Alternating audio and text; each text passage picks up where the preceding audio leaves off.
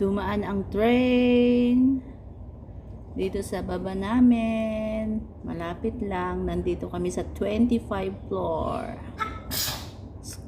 Yan ang train. Yan oh.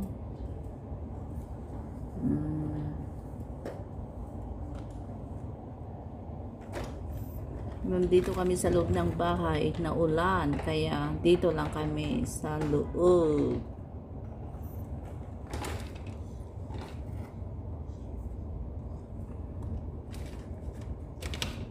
Diba? Oh.